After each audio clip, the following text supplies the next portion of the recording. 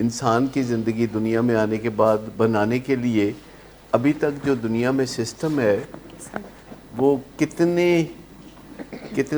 وسیع ہے. ویسے نارملی سسٹم زندگی بنانے کا وہ کس قسم کا ہوتا ہے؟ جس بچے کو دنیا میں تشریف لانے کا موقع ملتا ہے اور وہ بہت ہی نامساعد حالات میں اس دنیا میں آتا ہے، تو اس بچے کے لیے کیا پلان بنایا جاتا ہے کہ یار انہوں ایک بہت لاجواب بندہ بنانا ہے؟ کیا پلان ہوتا ہے نارملی؟ دیکھیں، جیسے کہ ایک بچہ ہے دنیا میں آیا تو کئی دفعہ یہ بھی کہا جاتا ہے اسکولوں کی طرف سے، جو بہت اعلیٰ قسم کے اسکول ہیں، کہ اگر بچہ ابھی دنیا میں نہیں آیا تو آپ اس کا نام لکھوا دیں، رجسٹریشن کروا دیں. پھر وہ کہتے ہیں کہ جب وہ دنیا میں آ جائے تو 2-3 سال اسے گھر میں یہ پڑھا دیں، کسی اکیڈمی میں بھیج دیں. پہلے تو ہوتا تھا 4-5 سال کی عمر میں سیدھا اسکول، جسے پرائمری ایجوکیشن کہتے تھے. پرائمری کا مطلب ہے جسے پیچھے کچھ نہیں، اسٹریٹ پرائمری ایجوکیشن.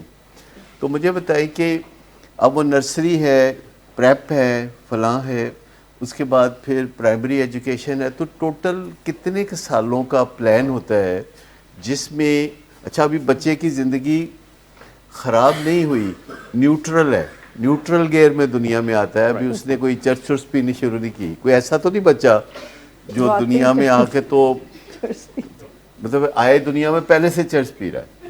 اس کے امکانات بہت ریئر ہی ہوں گے. ہاں ہے تو.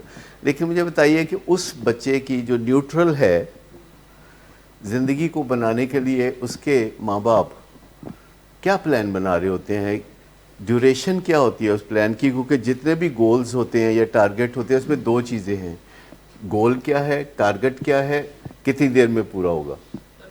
مختلف شعبے ہیں، آیا وہ ڈاکٹر بنے گا، انجینئر بنے گا، MBA کرے گا، لاء کرے گا، کچھ کرے گا، انجینئرنگ کرے گا، پولیس میں جائے گا، یا جج بنے گا بیٹا، یا کیا ہوگا.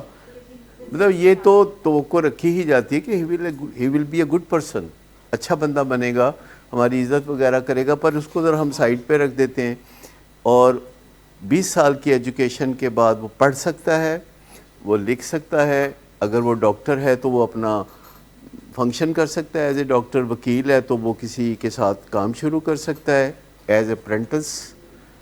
انجینئر ہے تو وہ بھی کام شروع کر لے گا. اور نارملی اس سے یہ توقع رکھی جاتی ہے کہ اس کو کوئی جاب ملے گا. اور اکثر لوگ یہ بھی کہتے ہیں کہ بچے کو جاب آفر ہے فلاں جگہ سے، فلاں جگہ سے، فلاں جگہ سے. آپ اس بارے میں کیا کہتے ہیں کہ جو لوگ کہیں سے گریجویشن کرتے ہیں، جیسے لمس سے یا ہارورڈ سے یا کسی اور جگہ سے کرتے ہیں، تو کوئی جاب آفرز ہوتی ہیں گھر آ کے کوئی کہ بھی آپ پڑھ لکھ گئے ہیں تو آپ کو یہ جاب آفر ہے؟ اچھا، دنیا میں کتنے لمس اور کتنے ہارورڈ ہیں؟ Very very very very rare. تو موسٹلی جو یونیورسٹیز پائی جاتی ہیں، جیسے پنجاب یونیورسٹی سے کسی نے گریجویشن کی ہو تو آپ سمجھتے ہیں کہ اس کو جاب آفرز ہوں گی؟ کوئی کال کر کے کہے گا کہ آپ آئیں ہمارے ساتھ جاب کریں؟ نہیں نا. اور ان یونیورسٹیز میں جب لوگ پڑھتے ہیں تو وہ کتنے لوگ ہیں جو یہ سارے 20 سال گزار کے آخر میں وہ بن جاتے ہیں جو کہ ان کے والدین ان کو بنانا چاہ رہے ہیں، اور کتنے ڈراپ آؤٹ ہوتے ہیں؟ 10%. یعنی آخری فیتے کو چھوتے نہیں ہیں 80%. اور 16% ایسے ہوتے ہیں جن کے بس فیتہ قریب ہی ہوتا ہے پر وہ یہی ہمت آ دیتے ہیں.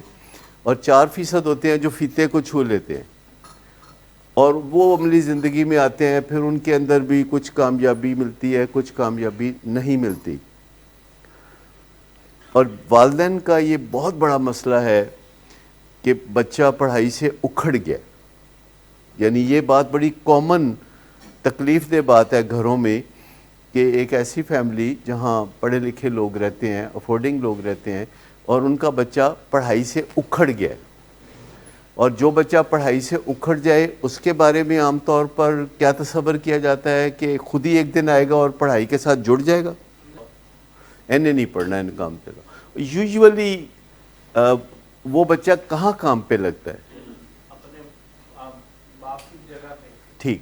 میں کل گیا ہوا تھا فیروز پور روڈ پہ کچھ شاپنگ کرنی تھی, وہ ایک پنجرا بنانا تھا اپنی وہ لاڈلی بلی کا, تو اس کے لیے کوئی متعلقہ سامان لینے گیا. تو میں جتنے دکانداروں کے پاس گیا تو وہاں ان کے صاحبزادے دکان کو ہینڈل کر رہے تھے, چلا رہے تھے, اور جو بات چیت میری ہوئی اس سے مجھے اندازہ ہوا کہ وہ پڑھائی سے اکھڑے ہوئے تھے, اور زیادہ تر فیملی والے ان کو پھر اپنے کام میں کہیں ایڈجسٹ کر دیتے ہیں, اور بیڈن روڈ پہ, ہال روڈ پہ, فیروز پور روڈ پہ یا مال روڈ پہ کہیں کسی دکان پہ جب وہ کام کرتے ہیں تو اچھی آمدنی آتی ہے. مجھے کافی عرصے کے بعد کل جانے کا اتفاق ہوا تو میں نے دیکھا کہ پہلے کی نسبت چیزیں بہت لاجواب آ گئی ہیں. پہلے جو ایک آرڈینری چیزیں ہوتی تھی سینیٹری کی یا فرنیچر کی یا گھروں کی, اب وہ معیار نہیں رہا, معیار بہت اونچا چلا گیا, بہت ہی اونچا معیار ہو گیا ہے. امپورٹڈ چیزیں ہوتی ہیں, چونکہ ہمارے پاس ڈالر بہت زیادہ ہے تو کہیں نہ کہیں تو ہم نے ٹھکانے لگانے نا ڈالر. تو مجھے سمجھ لگی ہمارے ڈالر جاتے کدھر ہے, کیونکہ وہ ساری امپورٹڈ چیزیں تھیں. مثلا 70,000 روپے پر میٹر کی ٹائل, 70,000 روپے. ایک ایسا ملک جس میں دنیا کا بہترین ماربل پایا جاتا ہے, اس کو لوگ ٹائلیں بنا کے تو بھیجتے ہیں. یہ 70,000 والی ٹائل میں کوئی بہت اعلیٰ ٹائل کی بات نہیں کر رہا, یہ معمولی. سر میرا تو آپ کی بات سن کے طرح ہی نکل گیا. نہیں, اٹ سٹارٹس ہیئر.